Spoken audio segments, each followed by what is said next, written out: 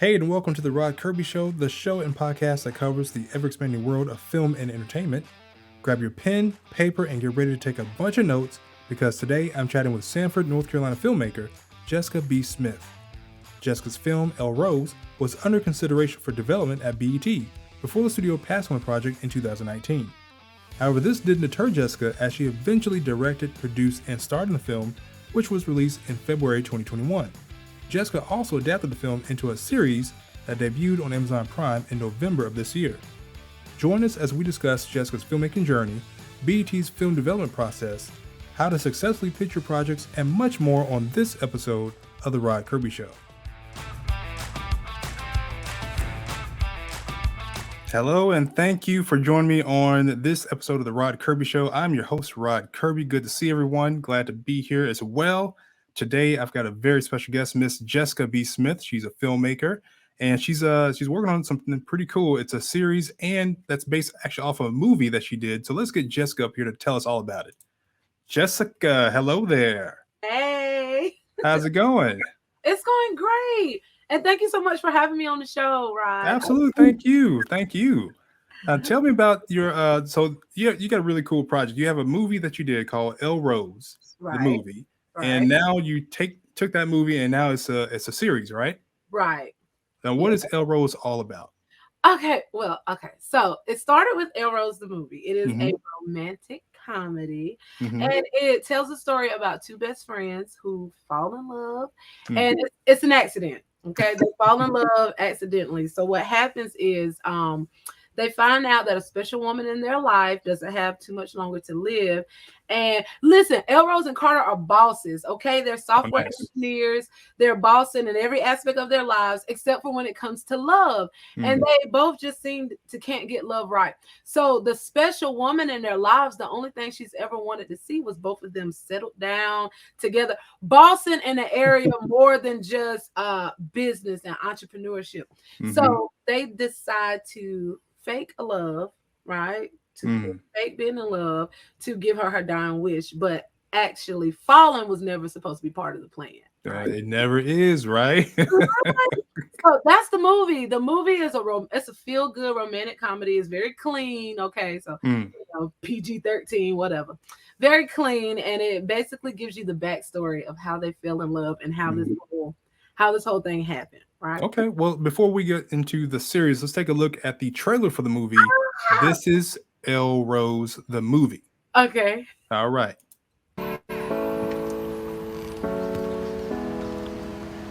What are you doing? You need serious help. That's why I nailed the contract today, and you didn't. That's why I'm getting married tomorrow, and you're not. Elle Rose, a romantic comedy film. That was mean, Carter. I think you two would make a great team. You should consider it.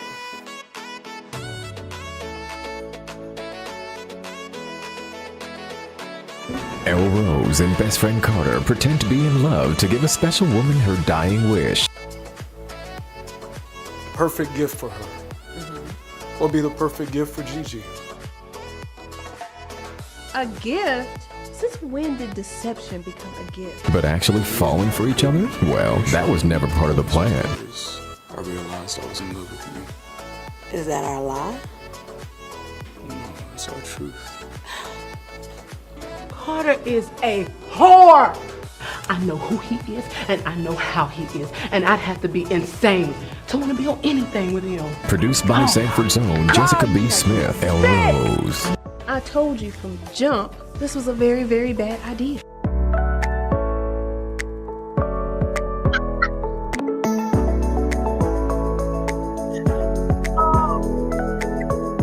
Tickets are available at Eventbrite or by visiting ellerosethemovie.com.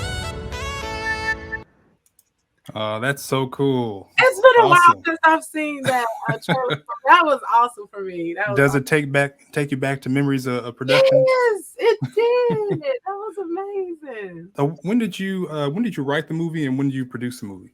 I wrote it in 2018 and I produced it in. Well, see, I started producing it in 2018, but it was supposed to be just the trailer. Like I was just not a trailer, more like a sizzle reel, right?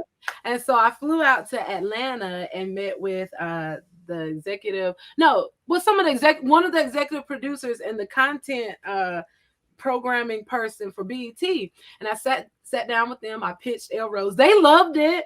Wow. They loved the movie idea and everything. And so they took the treatment of it. It sat in the office for 6 months. They had a meeting for 6 months, and when I finally heard back, by the time I heard back from them, it was 2019, and they passed on it, but they said they wanted to look at it. They passed on it for like the 2019-2020 season, and they wanted to look at it again for the 2020-2021 season. But I was like, no, I'm not doing this waiting game. So I said, shoot, I've gotten this far. Let me just go ahead and finish it. And so movie. That's awesome. So you went ahead and just produced it yourself, huh? Yeah. Wow. So you just for people that are listening to the podcast, I invite you to go to our YouTube channel so you can actually see the trailer for yourself. Go to youtube.com/ I believe it's Rod Kirby, and look at the trailer in this video.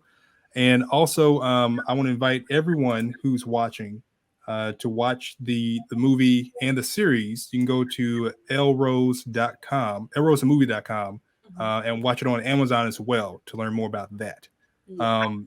So tell me about this development process. So you wrote the film, you're starring in the film, and you produced the film. What was the production like? Like what drove you to actually make it, but like what was it actually like to actually see your stuff coming to fruition? Let me tell you something. That was never my intention. It was never my intention to produce it, and it was never my intention to be the lead. Okay, so let me just put that out there. That was never my intention, but that's what happened. Like I said, me producing it all came from the fact of just making that sizzle reel to meet with the executive producers. So I just said, well, Jessica, if you could get that far, you know, then surely if you keep going, you can finish this. So that's how I ended up producing it. The lead I cast for Elle Rose. Okay. So I didn't write it saying, hey, I'm about to be Elle Rose. I cast for Elle Rose, and I knew who Elle Rose was in my head. And I knew she had to be, listen, I'm not tooting my own horn, okay? So don't think that. Don't think that, y'all. But listen, what happened was I knew Elle Rose had to be special. She had to be amazing because, one, she's a title character, okay? It's named Elle Rose. And she's the title character, and she's one of the leads, and she just had to be amazing. So I was casting for her. I couldn't find her. I found one. Now, I already knew who was going to be Carter. Sean McMillan, he's freaking amazing, okay? He was already cast, and so whoever I chose, she had to match him, right? And so all the casting I did, none of the ladies were what I saw in my head, except for this one lady. But it didn't work out because of her her specs. Okay, she was like 4'2" and maybe 115 pounds soaking wet, maybe. And like pairing her with Sean, who's like 6'1", and it would have never worked. Like I'm telling you, it would have never worked. And she was the only one who I would have given the character Elle Rose to. So that's how I ended up becoming Elle Rose. I said, well, shoot, I do it myself. I do the acting, I do it myself. So that's how that happened. The actual development process, it was so I wrote it, produced it, directed. I needed someone to be my cinematographer. I needed someone to hold the cameras, do the sound, do the lighting. And so because I'm an actress and I was, doing a lot of local projects, I reached out to people I network with. And I was like, hey, listen, I need a cinematographer. I need sound. I need lighting. This is my budget. This is what I can do. This is my little meager budget. This is what I can do. Can you help me? Can you mesh with my vision? And so Third Eye Multimedia, they came on. They were like, Jessica, we're going to rock with you. And then I ended up linking with another production house, Film Productions. They linked with me. So the two production houses together, we got it done. And it was an amazing.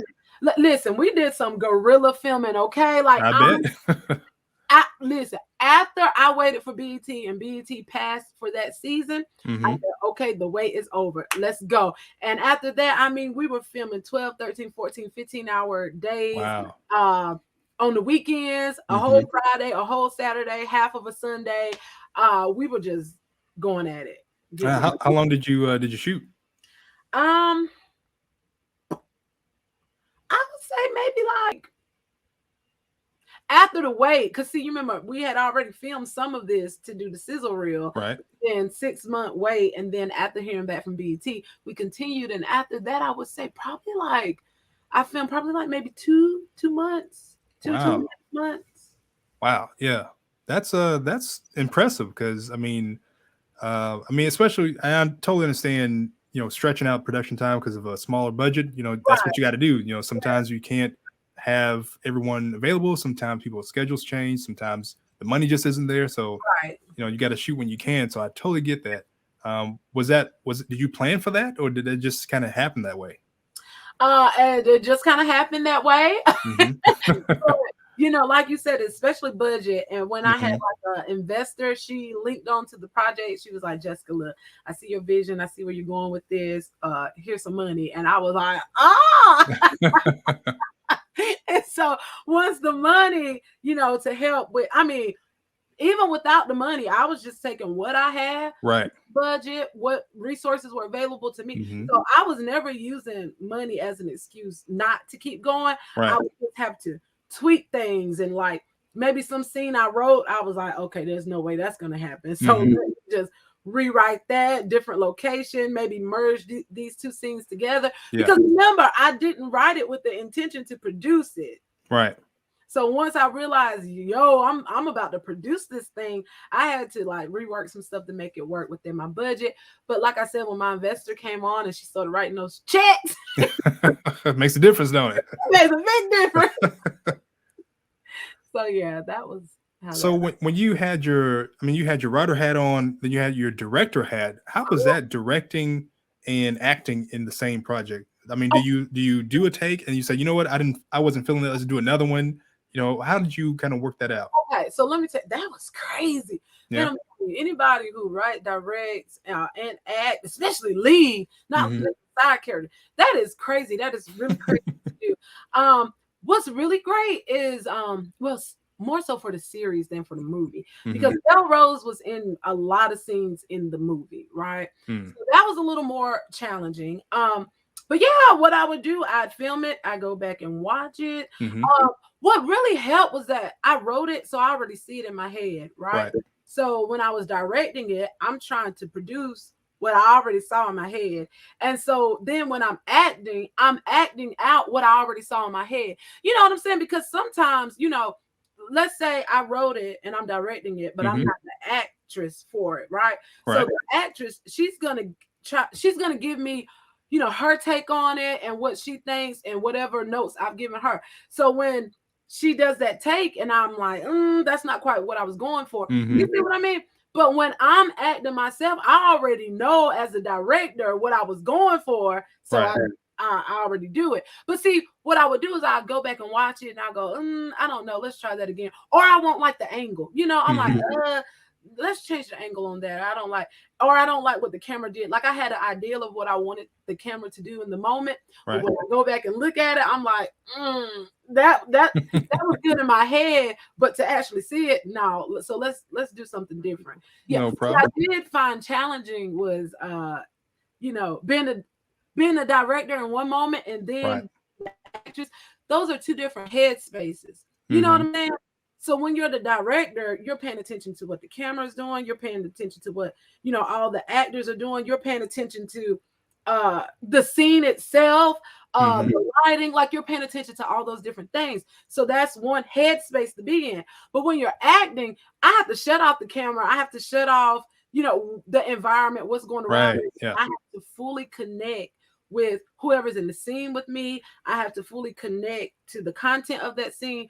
So jumping in and out of those different headspaces, it's challenging. But I like it. But you did it.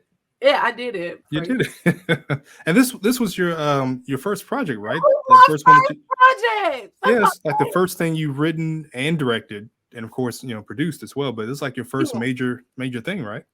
Film wise. See, I have Mm-hmm. a background in novel writing, so I have stories on Amazon and stuff like that. I've been writing books for years. Awesome.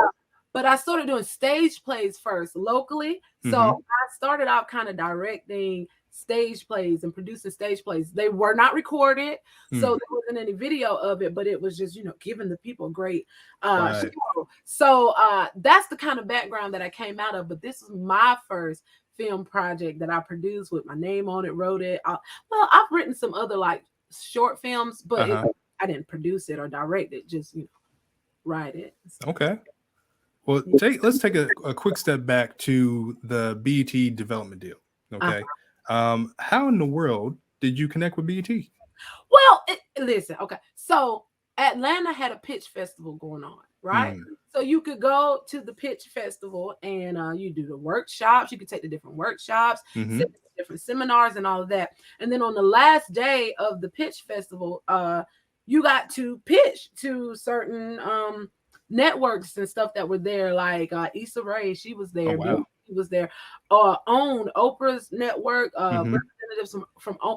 I'm telling you, just about everybody was there. Now Tyler Perry, he wasn't there, and his people, they weren't there. Right. No, they weren't there. But I mean, just about anybody you could think almost was there. And you did not have time to pitch to everybody, so you kind of had to go ahead and zero in on who you were going to pitch to. Literally had 2 minutes to pitch. So once you sat down with them, you had 2 minutes to pitch your idea. And if they were interested, those 2 minutes suddenly got longer. And now you're exchanging contact information. Oh, nice. Right. And exchanging phone numbers and emails and all of that stuff. So that's what happened. I sat down and I pitched it. And what I said was like, okay, listen, I wrote this romantic comedy and it tells the story of two best friends who pretend to be in love to give a special woman in their life a dying wish, but actually falling for each other. Was never part of the plan. And they go, ooh, tell me more. I mean, that's what happened. It went just like that. And I was like, okay. So once they said, tell me more, I just started, and a lot of this, because I didn't go to film school or anything like that, but a lot of this information I got it from taking Shonda Rhimes' masterclass. Oh, nice. Yeah. Yeah. And one thing she said with me stuck with me so good. She was like, you got to know your pitch. And the pitch is not just for executive producers. Like, even when you pitch your stuff to actors and investors, and networks and studios to get them on board, that thing got to be solid. So what Shonda Rhimes said was, you got to have your pitch so solid that you could say it with the TV on the volume so loud it's hurting your ears, with 300 children in the house, all high on sugar, bouncing around, and you're and with the ambulance going down the street with the siren on 100, and with all of this commotion around you, can you still give your pitch without missing a beat? And I was like, oh, so I practiced that, and I perfected that. So when I finally got the opportunity, I was like, look, I'm ready. Let's go. Yeah. Let's go.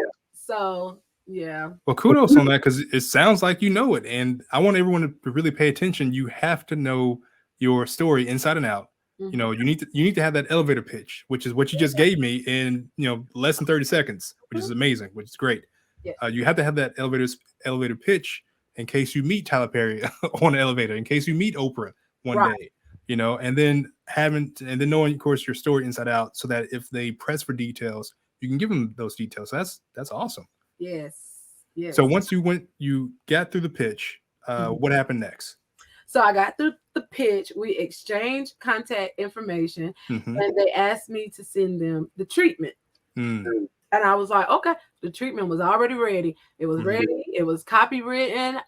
It had been edited, revised, sent to my other, like in my close circle. I have a close circle, so I sent it to other film people in my close circle, and I was like, what do you think about this? So it was ready. That's the thing, like what Rob was saying, you got to be ready when the opportunity is not, you can't get ready when the opportunity arises. There's this quote, it was really good. Let me see. It goes like this. It says, it's better to be ready and never have the opportunity than to have the opportunity and not be ready. There you go. Lakeith Stanfield said that, and I was like, ooh, that was good. So they gave me their contact information. I sent over the treatment. They read the treatment and they were like, this is good. Then they started CCing in the other people, you know, the higher ups, so we could CCing it to them. They asked for the script. The script was already written, revised many times. It was copywritten as well. Okay. And all of that. So they asked for the script and I sent the script. They was like, this is good. And then they said, we want to, what did they say? We want to have your script under consideration. This happened in November, right after Thanksgiving that year. And they told me, you know, holidays with Christmas coming up and New Year's coming up, they said, just wait, because the beginning of the year is the pilot season. Right. So they were like, we're going to contact you after the holidays and we'll let you know what we decide. And I was like, okay. So, you know, the waiting game started and just waiting. Checking your email every 5 minutes, refreshing. Yes. And then not hearing from them. And so reaching out like, hey, y'all didn't forget about me, right? And they're like, oh no, Jessica, we haven't forgotten about you. It's still in the room, whatever room. It's still under consideration. We're going to be in touch. I said, okay. You know, so every like 2 to 3 weeks, I would just follow up. And then finally they sent me the email where they passed on it for that season, but they did request to see it again for that next season. But I was like, that waiting game is, you know, like that was exciting. Like I know I didn't get in. I know I didn't get what I necessarily wanted in that moment, but just to even get that far, I was like, yeah, that's impressive. Yeah, that's really good. Kudos to you. And I want to go back to your treatment, because I think, thank you so much for you know, even just saying that you had a treatment that was ready and you had a script that was ready. Because I want people to understand, again, you got to be ready. You know, you have to be ready for when success comes knocking at your door, or an opportunity comes knocking at your door. You know, you can't wait to get ready when people want your stuff right then and there. Right. So your treatment, and for anyone that's watching that doesn't understand, the treatment, as far as I understand it, it's really just a kind of overview of your story. Yes. And it has your synopsis, it has your log line, it has a character breakdown, usually has if it's going to be for TV, usually has a little description of each episode and how the arc of the series or the season is going to be. What was in your treatment and how did you kind of structure it? Well, see, at the time I only had the movie. I did not have the series. It okay. It didn't exist yet. It was in process, right? It was still coming together. So my treatment was basically the log line, which I've already said. It was my pitch. So the log line to give you the short, like, to just pull you in. And then after that, I, you know, gave the genres, a romantic comedy. And then after that, I went into the synopsis. Just like you said, I did the overview of everything. So in the treatment, you can't hide information in the treatment. See, what people need to understand is, okay, you got this movie. They don't necessarily have time to watch your movie, right? Right. So let me see it on paper, because by just looking at it on paper, I can tell if that's something I want to watch or not. That's what the treatment does, you know.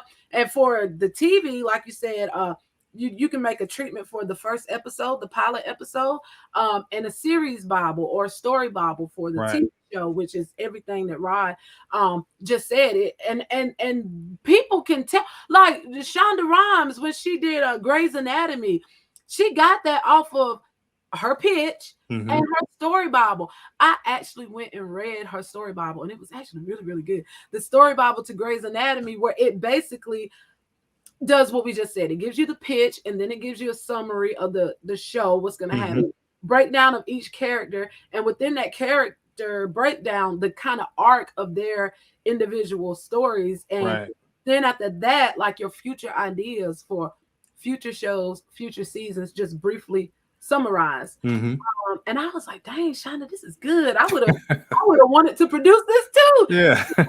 So that's what was in my treatment. It was just a full breakdown of the movie, what happened. I don't want to give it away on here because, you know, some of you might go watch the movie Elle Rose, which I hope you do. But in the treatment, I gave away everything. I told the beginning, the conflicts, the climatic moment, the resolution to the climatic moment. So in your treatment, it is not the place to hold back information of, oh no, well, I'm not going to tell them this so they got to watch it. No, your treatment, give it away in your treatment, and they'll decide, oh, this sounds good. I want to see this. This sounds good on paper. Now let me see how it looks visually if it's already produced. But then even if you didn't produce it, you could have a treatment where that will make someone want to produce your work. They're like, oh God, this treatment is good. Yeah, we want to produce this. We're gonna option this. Absolutely. Yeah. So. Have you stayed in contact with them? Do they know that the series is done and out? They know that the series is done. Well, let me tell you where I messed up. Okay. Let me tell you where I messed up. Oh Lord. Look, if you're trying to get someone to like pick up your series, you don't produce the whole thing. Jessica. That's what I did.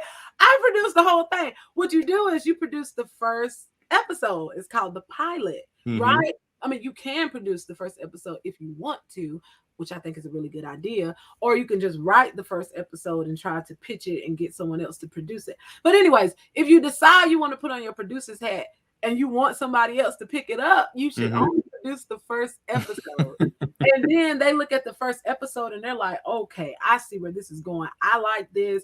You know, we're gonna pick this up. We're gonna do this. But me, what happened? I'm gonna tell you how I ended up producing the whole series. Okay. What had happened was those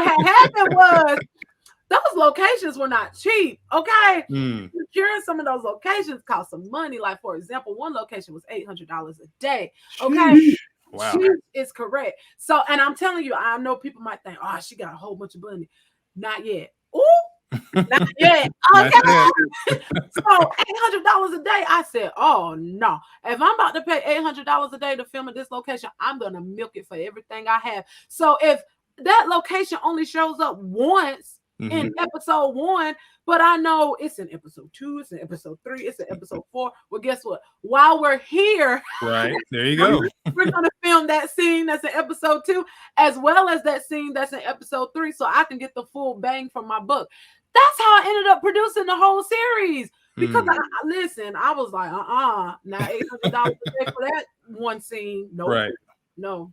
So the movie was, is more of a romantic comedy. Yes. Now the series, it's still got those comedic elements, but it's more of a drama, right? Yes. You just described it perfectly. So yeah, the movie has a lot of comedic moments. Okay. So if you watch it, I'm telling you, there's times in it where you're gonna crack up really bad. You're gonna be like, man, something is wrong with Jessica. But it is more of a drama. It's a lot more there's some suspense in there, a lot of drama, real issues, real life, how people deal with it.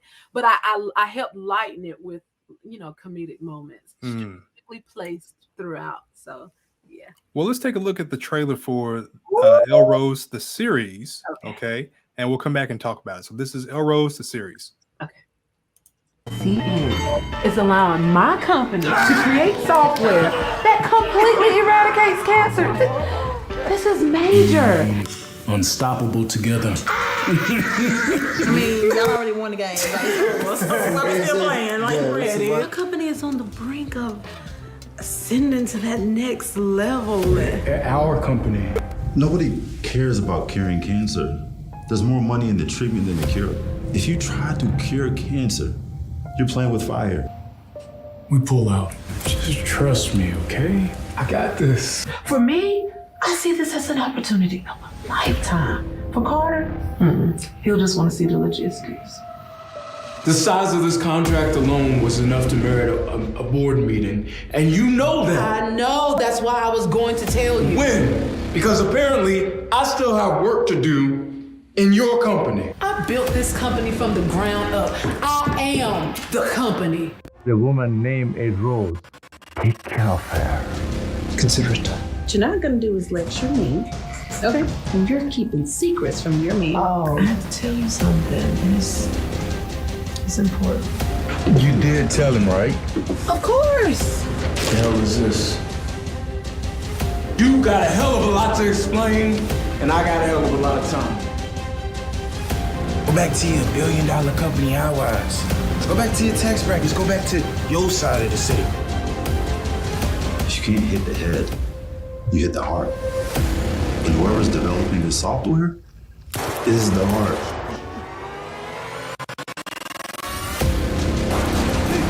Roses cannot know about. Well, hey, Elle Rose, good to see you. You know, This is gonna get you killed. All right? Better think fast, homie. No more secrets. No more secrets.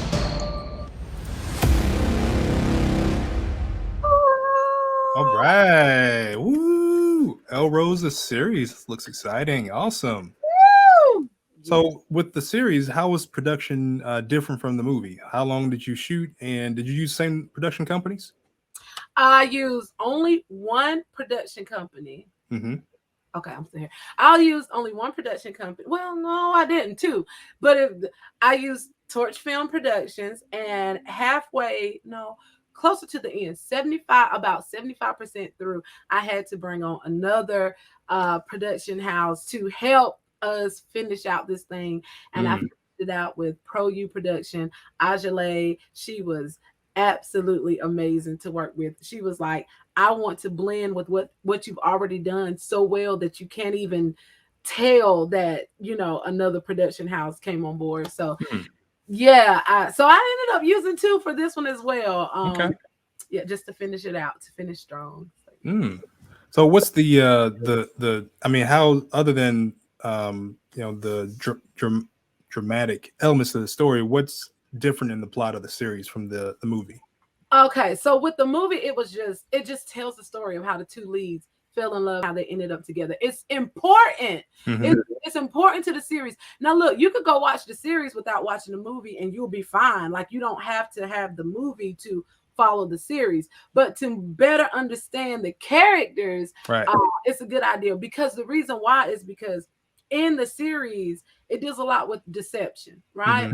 And not deception for the simple purpose to deceive, but because of different dynamics going on within the minds of the characters. So, and that deception started in the movie when two best friends fake a romance, right? So that seed of deception was planted already there.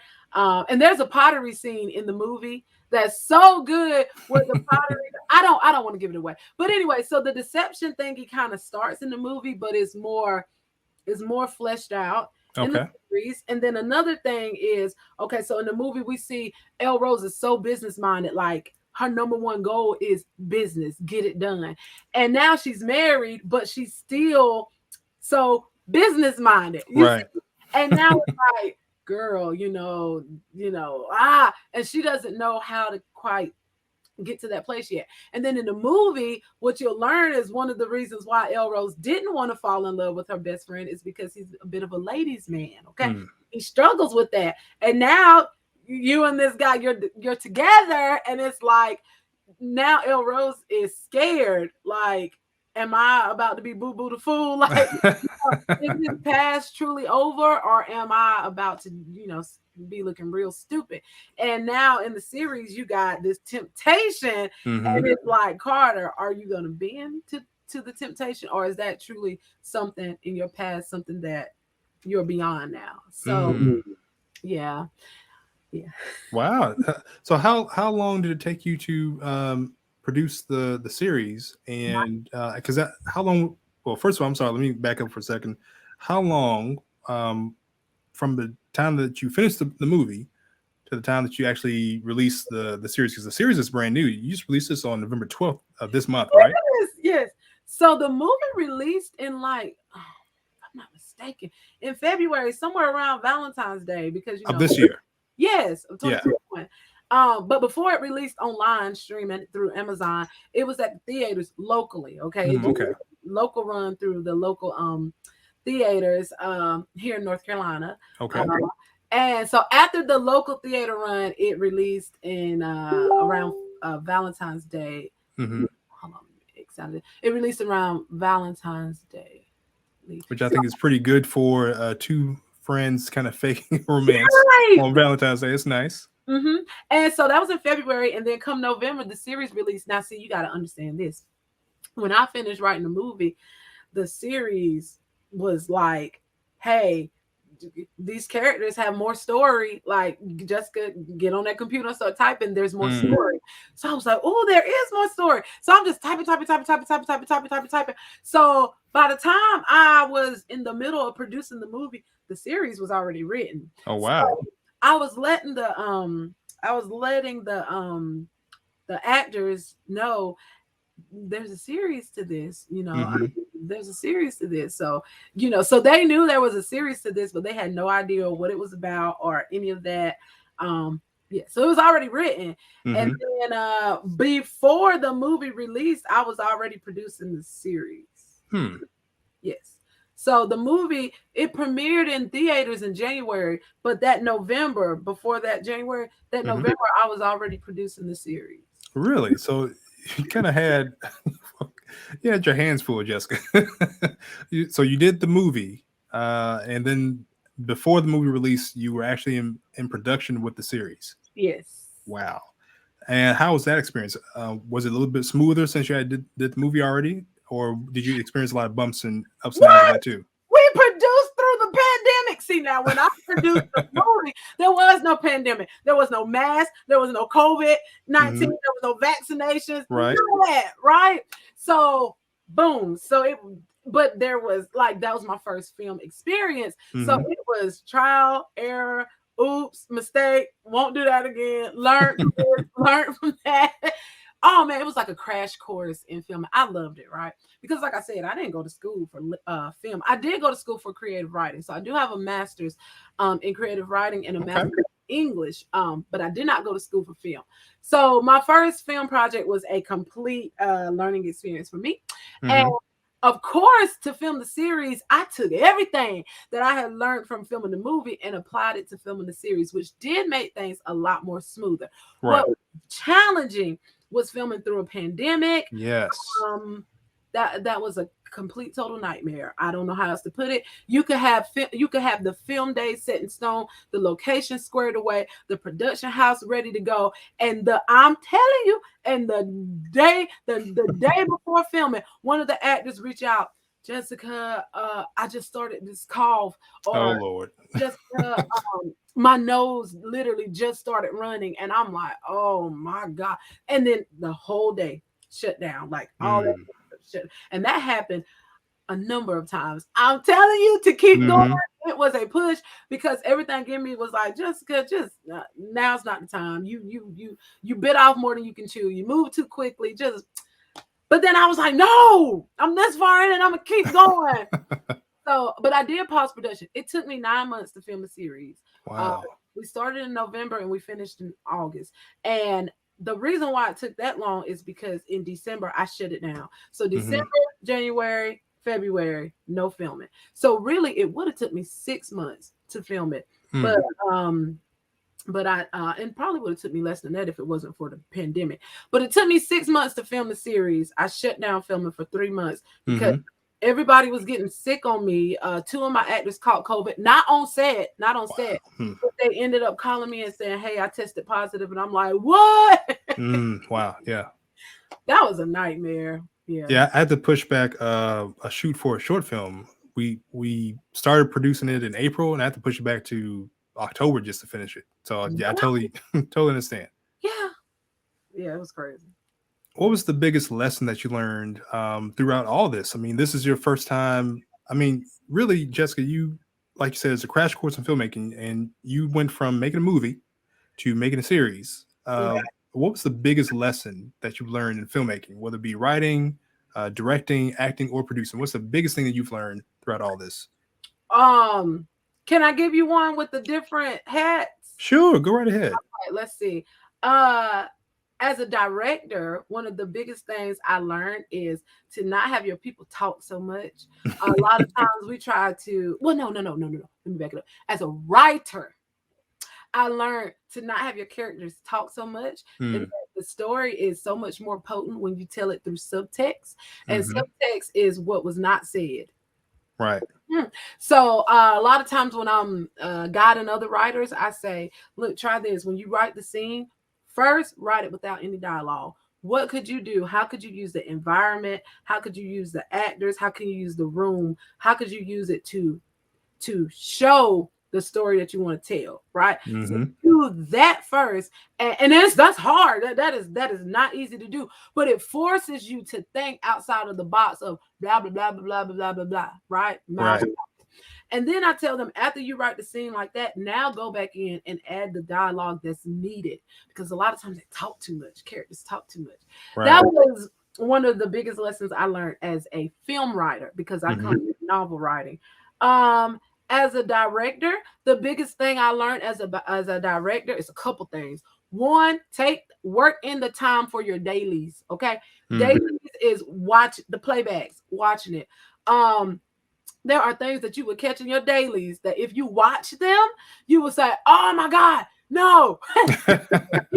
But then if you don't watch it later on, when you got all this footage and you're looking at it and you're like, oh my God, I did that every single take. Oh my God. Now, so I learned that, watch your dailies. I also learned that a lot of times as a director, especially new directors, because I was a new director, you go in thinking you're going in to tell the people what to do, right? Right. Tell the actors what to do, to tell them what to do. But a lot of people, especially new directors, don't realize that you also supposed to tell the camera what to do. Right? And a lot of people don't know how. They don't, number one, they don't know what to tell the camera to do. They don't know how to tell the camera what to do. So they're thinking, all I need is the camera to sit there and film the scene. Really? Because there's different things that you can have the camera. Like, for example, you could say, for this scene, I want the camera to go like this across the scene, right? I want it to start here and, go across the whole scene, and to be thinking from the camera lens, to not only tell the actor, I want you to come in, I want you to lay on the couch, fluff the pillow, and then get up and walk here, but to tell the camera, while he's doing that, I want you to move here and then focus in on that object, because that object is so important. Right. You know what I mean? So as a director, watching your dailies, knowing how to tell the camera what to do, not just the actors. Oh God, and the sound. The sound. I don't know. Just as important as the camera. Somebody put sound in bold and underlined it 100 times. Like, right. Man, sound like to kill me in the movie. I'm trying to tell you. But like I said, it was a learning experience. So when I came around to do the series, I was like, oh no. let's make sure the sound is right. Right. That's as a writer, as a director, and I would say as a producer. A lot of people think they need money, and producers, you do need money. Listen, I'm not gonna say you don't need money. However, what I'm gonna say is, if there's something you really want to do not let the lack of money stop you from doing it. Mark Harris, he's a filmmaker, and I follow him and I listen to a lot of his interviews on Film Courage. And one thing he said, and I was like, woo, Mark, you better preach. He said filmmakers want people to give them money to go produce XYZ. But he said, nobody should invest in you more than you invest in yourself. Right? So it's like, how much of your money are you going to put on the table? How much of your money are you going to put in this? And if you go, well, I don't have any money to put in it. Well, right. Maybe pick up another job, do a side hustle, something. Like, you might not make all the money that's needed, but just to say, hey, look, I put up my $500, right? And $500 might not sound like anything, but to some people, $500, that might be your rent or, whatever. So just doing whatever you have to do to say, here, I'm going to put, this is what I have, and this is what I'm going to put into it. And I'm telling you, as a producer, I learned that when you start using the resources that are available to you and doing what you can with what you have, doors begin to open for you. Now I have people coming to me saying, hey, Jessica, I want to invest in your next project. Let's talk numbers. Wow. And that was just me just using... Look, I had $1,000. And even that $1,000 was ouch. Okay, like to put $1,000 to that filmmaking, I was like, oh my god. But I had $1,000. I took my $1,000, put it in. My $1,000 was not enough to make that movie. Yeah. But doors begin to open. Like, people will be like, here, Jessica, here. Because when they see you making moves with what you have, like, people begin to take notice and want, not all, but the ones that matter will take notice and begin to help lift you up. So, those are lessons. Girl, you are preaching in here, okay? I'm gonna preach on this Kirby show. Wow. Yeah. Well, look, that's thank you so much for sharing all that. That's incredible. I'm so excited to for you and all your success. And it's so encouraging to see someone who, you have a creative background, but you didn't necessarily have a film background, and you kind of parlayed what you knew into what you wanted to do, and that's incredible. So that's so encouraging. And I want everyone, if you're watching right here on YouTube, or if you're listening on the podcast, I want you to go to ellerosethemovie.com to check out her film and check out her series. You can also find her on YouTube, and I believe that's it's Elle Rose the series on YouTube, right? Yes. Elle Rose series on YouTube, and I believe you can find her and follow her on Facebook as well. Here you are. That's at Elle Rose the movie on Facebook. For everything Elle Rose. Jessica B. Smith, thank you so much for joining us today on the Rod Kirby Show. You can also follow me and connect with me at rodkirby.com, and you can also watch the show or listen on Spotify, on Apple Podcasts, and as well as Google and everywhere you get your podcasts. Where you guys like to listen and all that. So thank you so much for watching today. Thank you again. It's Jessica B. Smith. Definitely bring you back on so we can talk to you again. And hopefully next year you're gonna have that lucrative $1 million contract with BET for the series and for the movie. They're gonna redo everything, and you're gonna have it all on BET. You heard it right here first. Yes, and I receive it. Thank you, Rod Kirby. Thank you so much for having me on your show. I look forward to coming back again, and this has been an awesome experience. Thank you, Jessica. Everyone, take care. We'll see y'all next time. Okay. Bye. Hey, Rod Kirby here. I just want to thank you all for watching the interview. If you really enjoyed this episode, please take a moment to like this video, subscribe to the channel, and check back for more filmmaking content. Thanks again, and I'll see you next time.